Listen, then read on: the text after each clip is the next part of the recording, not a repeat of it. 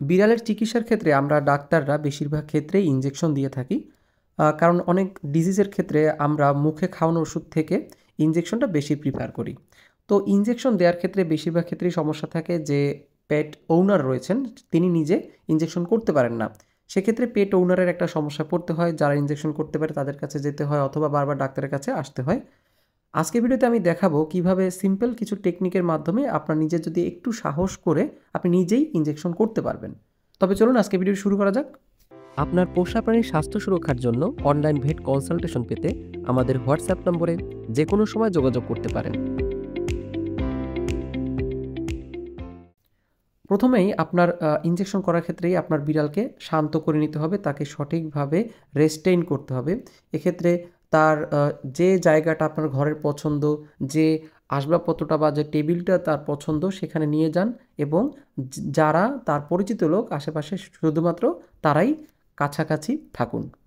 প্রথমে তাকে শান্ত করবেন। যদি অ্যাগ্রেসিভ বিড়াল হয় সেক্ষেত্রে তার 2 পা এবং ঘাড় বরাবর ধরে তাকে শান্ত করতে হবে। তারপরে কি করতে হবে? আপনাকে অবশ্যই প্রেসক্রিপশনের ডোজ অনুযায়ী আপনি সিরিঞ্জের মধ্যে আপনার যে ইনজেকশন মেডিসিন রয়েছে সেই মেডিসিনটা নিতে হবে। এক্ষেত্রে আপনি একেবারে ছোট যে সমস্ত সিরিঞ্জ রয়েছে, যেমন আমরা অনেক ক্ষেত্রে ব্যবহার করে থাকি ইনসুলিনের যে সিরিঞ্জটা রয়েছে এটা ব্যবহার করতে পারেন। এক্ষেত্রে আপনি অবশ্যই ইনসুলিনের যে সিরিঞ্জে যে দাগ অনুযায়ী আপনি মেডিসিনটা লোড করবেন। মেডিসিন লোড করার পরে সিরিঞ্জের মধ্যে আপনাকে যদি বলা হয় যে এই ওষুধটি সাবকাট অর্থাৎ চামড়ার নিচে প্রবেশ করতে হবে, চামড়ার নিচে দিতে হবে, সেক্ষেত্রে আপনি প্রথমে বিড়ালকে ঘাড় বরাবর, ঘাড়ের এই অংশটা চিত্রে যেভাবে দেখতে পাচ্ছেন ঠিক এইভাবে ঘাড় বরাবর মাসল থেকে চামড়াটা টেনে ধরতে হবে। আপনার বিড়ালের চামড়া কিন্তু ঢিলা হয়, আমরা যদি এখান থেকে টান দেই তাহলে কিন্তু মাসলটা স্কিনটা তার মাসল থেকে অনেকটা উপরে চলে আসবে এবং ঘাড় বরাবর এই অংশে যদি আমরা মাসল টান দিই একটা ফাঁকা অংশ অর্থাৎ ত্রিভুজের মতো একটা ফাঁকা অংশ তৈরি হবে। এই ফাঁকা অংশ বরাবর সিরিঞ্জের নিডেলটা প্রবেশ করাতে হবে এবং তার বডি থেকে বডির সাথে সমান্তরাল সোজাসুজি যদি আমরা যাই তাহলে আমরা যদি নিডেলটা প্রবেশ করাই তাহলে কিন্তু তার চামড়ার মধ্যে এই নিডেলটা ঢুকে যাবে। আপনি নিজেই বুঝতে পারবেন যে চামড়ার মধ্যে নিডেলটা ঢুকে গেছে, আপনি নিজে হাতের মধ্যে ফিল করতে পারবেন।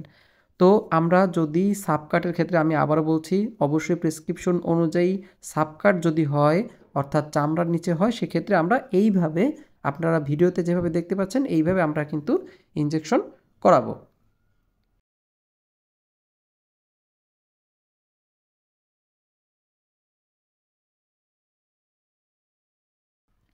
আচ্ছা, এই গেল সাবকাট ইনজেকশন অর্থাৎ চামড়ার নিচে। এবার যদি আমাকে বলা হয় যে ডাক্তার যদি আপনাকে বলা হয় যে এটা মাসেলে দিতে হবে, যে সমস্ত ড্রাগ আপনি মাসেল ইনজেক্ট করবেন সেক্ষেত্রে কি করবেন? বিড়ালের যে সমস্ত অংশে মাসেল বেশি, বিশেষ করে পায়ের অংশে, এই যে চিত্রে দেখতে পাচ্ছেন এই অংশে আমরা ইনজেকশন করাবো। তবে চলুন ভিডিও দেখে নিই। এই যে ভিডিওতে দেখতে পাচ্ছেন যে আমরা কিভাবে ইন্ট্রামাসকুলার মাসেলের মধ্যে ইনজেকশন দিচ্ছি। একইভাবে আপনি সিরিঞ্জের মধ্যে আপনার মেডিসিনটা লোড করবেন এবং লোড করার পরে অনেকটা এটা হচ্ছে একটু খাড়াভাবে দিতে হবে, একদম সোজাসুজি মাসেলের মধ্যে আপনি ইনজেকশনের যে নিডেলটা, সিরিঞ্জের যে নিডেলটা সেটা প্রবেশ করাবেন এবং ধীরে ধীরে আপনি মেডিসিনটি পুশ করবেন। এক্ষেত্রে খুব বেশি কিন্তু আপনি ভিতরে যাবেন না, তাহলে কিন্তু তার হাড়ে লেগে যেতে পারে। আপনি মাসল আপনি যদি পা ধরেন, বিড়ালের পায়ে যেখানে মাসল রয়েছে সেটা ধরলে আপনি নিজে বুঝতে পারবেন যে তার কতটুকু মাসল রয়েছে। খুব সিম্পল, খুবই একদম ইজি। আপনি যদি একবার ট্রাই করেন তাহলে অবশ্যই নিজে পারবেন এবং আপনার ঝামেলা পোহাতে হবে না। আশা করি ভিডিওটি আপনার অবশ্যই ভালো লেগেছে। যদি ভালো লেগে থাকে অবশ্যই লাইক করবেন। তো আশা করি ভিডিওটি ভালো লেগেছে। আবার চ্যানেলে যদি নতুন হয়ে থাকেন আপনি এবং যদি একজন ক্যাট ওনার হয়ে থাকেন, পাশাপাশি যদি অ্যানিমেল লাভার হয়ে থাকেন অবশ্যই চ্যানেলটি সাবস্ক্রাইব করে রাখতে পারেন। ধন্যবাদ সবাইকে।